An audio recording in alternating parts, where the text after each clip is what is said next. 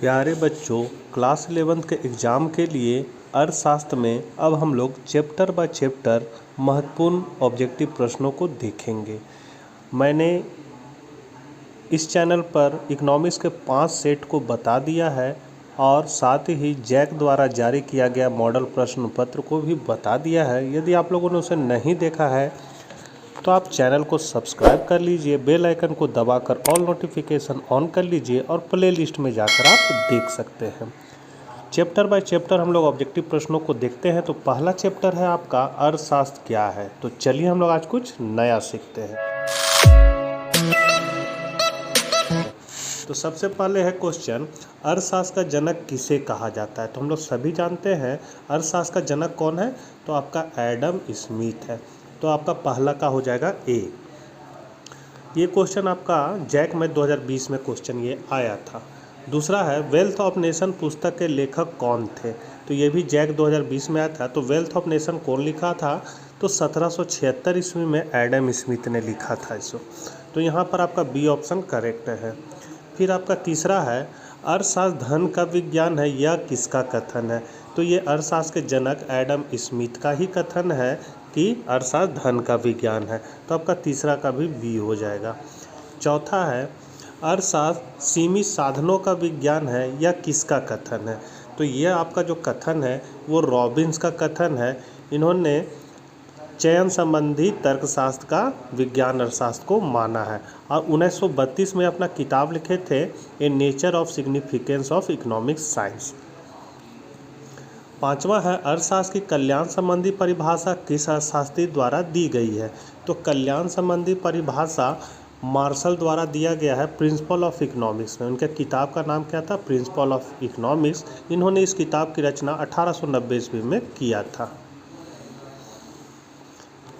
किस अर्थशास्त्री ने अर्थशास्त्र की कल्याण संबंधी परिभाषा प्रस्तुत किया था। तो ये आपका किया था अल्फ्रेड मार्शल ने। अल्फ्रेड मार्शल के अनुसार अर्थशास्त्र क्या है, तो भौतिक कल्याण का विज्ञान है। ये क्वेश्चन आपका 2019 में पूछ चुका है। राष्ट्रों के धन के स्वभाव तथा कारणों की खोज नामक पुस्तक के लेखक थे। तो हम लोग सभी जानते हैं इसके लेखक कौन है, तो एडम स्मिथ है। कब लिखे किताब, 1776 में। अगला है एडम स्मिथ ने 1776 ईस्वी में नामक पुस्तक लिखी थी, जस्ट अभी बताया है, an inquiry into the nature and causes of wealth of nation, और इसको हम लोग शॉर्टकट में वेल्थ ऑफ नेशन भी बोलते हैं। तो यहाँ पर 8वां का आपका हो जाएगा ए। 9वां नंबर क्वेश्चन है अर्थशास्त्र एक वास्तविक विज्ञान है, यह कथन किसका है। तो ये कथन है आपका रॉबिन्स का। तो यहाँ पर 9वां का हो जाएगा सी। 10वां है अर्थशास्त्र एक आदर्श विज्ञान है, यह कथन किसका है। तो यह कथन जो है आपका, ये आपका पीगू का है। तो यहाँ पर 10वां का हो जाएगा बी, पीगू। विकास संबंधी अर्थशास्त्र की परिभाषा किसने दी। तो ये परिभाषा आपका सैमुअल्सन ने दी। विकास संबंधी परिभाषा किसने दी, सैमुअल्सन ने। तो 11 का आपका डी हो जाएगा। अर्थशास्त्र का सार है। तो अर्थशास्त्र का सार क्या है, तो दुर्लभता भी है और चयन भी है। किसके अनुसार, रॉबिन्स के अनुसार। तो यहाँ पर आपका हो जाएगा सी आंसर हो जाएगा, उपयुक्त दोनों, मतलब ए और बी दोनों हो जाएगा। 13 नंबर है किस अर्थशास्त्री ने धन के स्थान पर मानव को महत्व दिया। तो ये आपका जो है मानव को कौन महत्व दिया, तो पीगू ने दिया। तो यहाँ पर आपका 13 का हो जाएगा बी, पीगू। क्या सत्य है, तो क्या सत्य है, साधन सीमित होते हैं, सही है। आवश्यकताएं असीमित होती है, वो भी सही है। उपयुक्त दोनों सत्य है, उपयुक्त दोनों असत्य है। तो यहाँ पर 14 का आपका हो जाएगा सी, दोनों जो ए और बी जो कथन है वो सत्य है। क्या सत्य है, साधन बराबर आवश्यकताएं, साधन बराबर आवश्यकताएं, साधन बराबर आवश्यकताएं, उपयुक्त सभी असत्य। तो यहाँ पर जो आपका सही आंसर हो जाएगा वो हो जाएगा साधन बराबर आवश्यकताएं। निम्नांकित में कौन सी आर्थिक क्रिया है। तो यहाँ जो आर्थिक क्रिया है वो क्या है, तो उपभोग भी है, उत्पादन भी है और विनिमय भी है, तीनों है आर्थिक क्रिया। तो आपका डी ऑप्शन जो है वो करेक्ट हो जाएगा, उपयुक्त सभी। आर्थिक क्रिया को व्यष्टि एवं समष्टि में किसने बांटा। तो हम लोग सभी जानते हैं, बहुत इंपॉर्टेंट क्वेश्चन है, रैगनर फ्रिश ने इसको बांटा था। तो यहाँ पर 17 का आपका हो जाएगा ए। 18 है व्यक्तिगत इकाई अध्ययन विषय है। तो ये अध्ययन विषय किसका है? व्यक्तिगत जहाँ आ गया वहाँ मतलब व्यष्टि अर्थशास्त्र हो जाएगा, मतलब व्यक्तिगत इकाई का अध्ययन हम लोग व्यष्टि अर्थशास्त्र में ही करते हैं। फिर है राष्ट्रीय आय किस शाखा में सम्मिलित है? तो अब राष्ट्रीय आय जो है वो किस शाखा में सम्मिलित है? तो राष्ट्रीय आय मतलब देश का आय, और यहाँ एक व्यक्तिगत नहीं हो रहा है, पूरा देश का आय को देखा जा रहा है। तो जब संपूर्ण का अध्ययन हम लोग करेंगे तो वो समष्टि अर्थशास्त्र में आ जाएगा। तो 19 का हो जाएगा बी। अर्थशास्त्र उपदेशों के बीच तटस्थ रहता है, किसने कहा था? तो ये कथन आपका रॉबिन्स ने कहा था। रॉबिन्स कहाँ है? डी नंबर में है, तो आपका 20 का हो जाएगा डी, रॉबिन्स।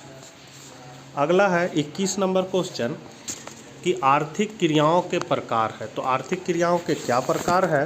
तो हम लोग देख सकते हैं उपभोग भी है, वितरण भी है, उत्पादन भी है और उपयुक्त सभी है। तो क्या हो जाएगा? उपयुक्त सभी। तो डी ऑप्शन आपका करेक्ट हो गया। 21 है अर्थशास्त्र विज्ञान एवं कला दोनों है, यह किसका कथन है? तो यह कथन आप लोग जो है वो हम लोग किसको कह सकते हैं? मार्शल के अनुसार, यह मार्शल का कथन है।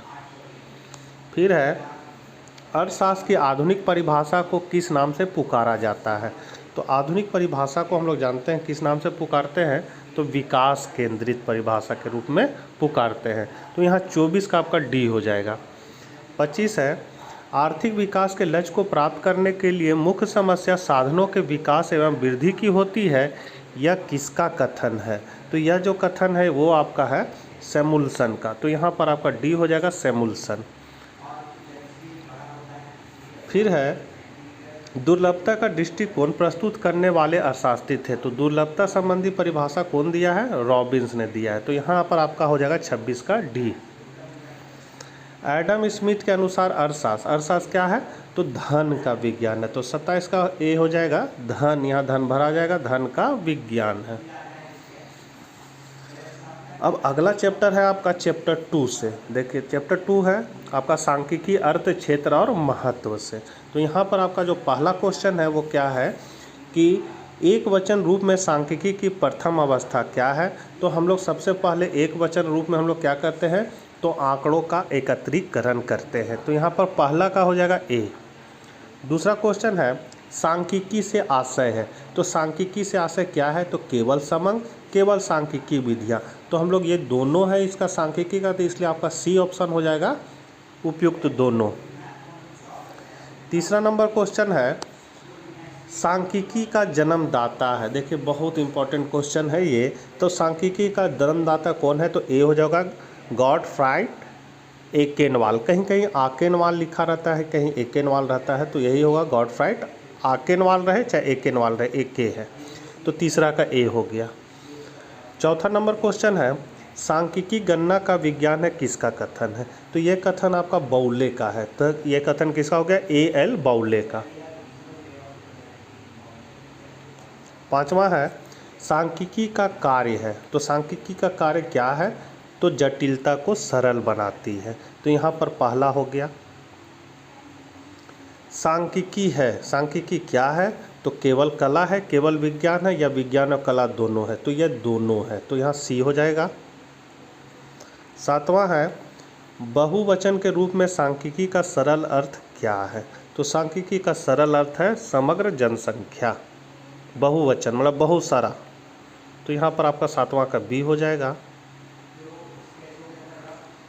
आठवां है सांख्यिकी शब्द का प्रयोग किया जाता है। तो किस रूप में? तो एक वचन में भी होता है और बहुवचन में भी, तो दोनों में होता है, इसलिए इसका सी ऑप्शन जो है दोनों में ये सही हो जाएगा। नौवां है सांख्यिकी का प्रयोग किया जाता है। तो किस रूप में किया जाता है? तो व्यवसायियों द्वारा, वैज्ञानिकों द्वारा, अर्थशास्त्रियों द्वारा, तीनों के द्वारा किया जाता है, इसलिए डी ऑप्शन हो जाएगा उपयुक्त सभी द्वारा। फिर है सारणी के प्रारूप है। तो सारणी के जो प्रारूप है वो क्या है? तो सारणी, संख्या, शीर्षक, मुख्य टिप्पणी तीनों है, इसलिए उपयुक्त सभी हो जाएगा। क्या सत्य है? क्या सत्य है? सभी सांख्यिकी आंकड़े हैं, सभी आंकड़े सांख्यिकी है। उपयुक्त दोनों सत्य है, उपयुक्त सभी असत्य है। तो यहाँ पर जो 11 का हो जाएगा ये हो जाएगा सभी सांख्यिकीय आंकड़े हैं। सांख्यिकी क्षेत्र में सम्मिलित है। तो सांख्यिकी क्षेत्र में क्या सम्मिलित है? तो सांख्यिकी की विषय सामग्री, सांख्यिकी का स्वभाव और सांख्यिकी की सीमाएं तीनों सम्मिलित है, इसलिए क्या आंसर हो जाएगा डी, उपयुक्त सभी। और लास्ट क्वेश्चन है, सांख्यिकी कला एवं विज्ञान दोनों है, किसने कहा था? तो ये किसने कहा था? तो ये आपका हो जाएगा टिप्पेट ने कहा था इसको, तो ए ऑप्शन हो जाएगा टिप्पेट। तो बच्चों ये थे कुछ महत्वपूर्ण क्वेश्चन, फिर हम लोग नेक्स्ट वीडियो में अगले पार्ट से देखेंगे। तो मिलते हैं नेक्स्ट वीडियो के साथ, तब तक आज्ञा दीजिए, बाय बाय।